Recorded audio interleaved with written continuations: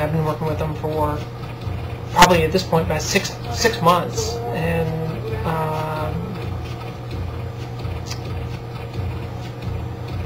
in that letter, I actually used like a combination of other letters that I had written, things that I thought that I saw in one letter. I kind of pieced it together, so my letter basically had the points, talking education about it, education about my particular situation, how I'd come to my place of decision, and an open door. Anyone who wants to talk to me, please come talk to me. If you have any questions, I'd rather you ask me than someone else. Things like that. And specifically in there, I also mentioned, you talk to each other, talk to me, but don't talk to people who don't know. I don't want to continue, all this work to transition only to be having these conversations about me, like, that she used to be. Conversations. So, and so we did that. Pretty much, I had a number of people come by my office or send me emails immediately that day saying that they are supporting me, and that they know it must be hard for me to go through and things like that. And we had set like a deadline, or not a deadline, but a date that I would present as female.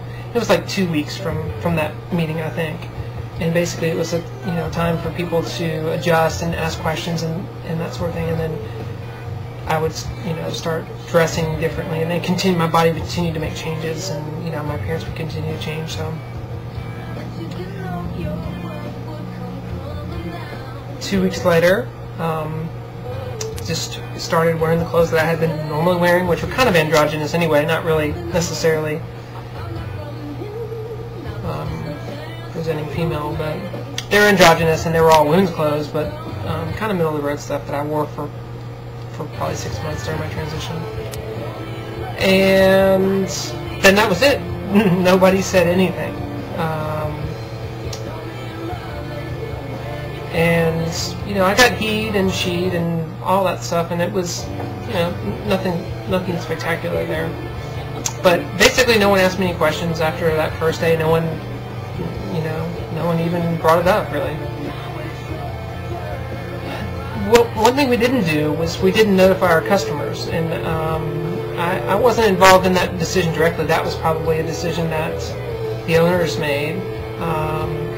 But I knew that it was going to kind of possibly create some problems, because people were going to be referring me in one way or the other way, customers, two customers, not two customers, and it was just a situation where I think it was going to be very complicated. But in any case, that didn't happen, and I didn't push for it, and it still hasn't happened. Some customers have either had conversations with other people, or have, for some reason, there's some who've switched and some who haven't. So who knows how that stuff works out. No one sees me. I don't see customers or face customers on a daily basis. But at the same time, I also don't meet customers that come into the building, and I'm not sure, I'm not going to take it personally or anything, but typically they're people that I talk to on the phone support, and for whatever reason, they're, I just don't ever meet them. And I think it's partly because of this, because we haven't had that conversation, and certainly my voice especially when I'm at work, I've got this tone that I use that's very masculine, and very few people, and when I'm supporting them,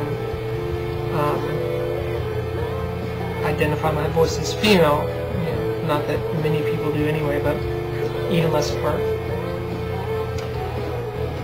So that, and then the other thing was new employees coming on board. They had made the decision that they were not going to talk about it at all. A new employee comes in, and just no need to discuss it. I do like that decision.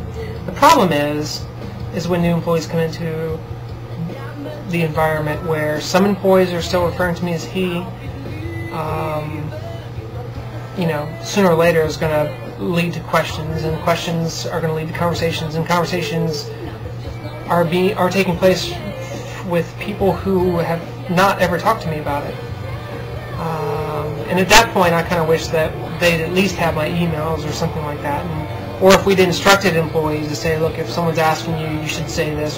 But we've not done anything like that. So currently we have employees that probably not on purpose, they slip up and say something. Mostly when I'm not there, I'm guessing, because most people don't need me anymore.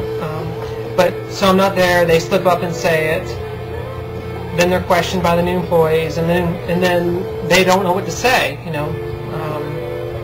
Or if the new employees perceive me as being different in some way, they are asking the old employees about me, and again, they don't know what to say. They're not comfortable. They've not, you know, they've not dealt with this, and so that's an area where I think I would try to plan a little bit more about how we're going to handle those things. That's definitely been tough. Now, I talked around in kind of circles, and I'm not sure what I've covered and what I haven't covered. I've just gotten in a terrible habit of not writing stuff down and paying attention to what I'm doing. So probably what I'll do is I'll probably end here. This is probably a long enough video now, and then what I'll do is I'll watch the video and figure out all the stuff that I didn't mix, and maybe do another video in a couple days and cover that stuff. And certainly any questions anyone has, please let me know. So thanks again for watching. Comments and video responses are always appreciated. Thanks.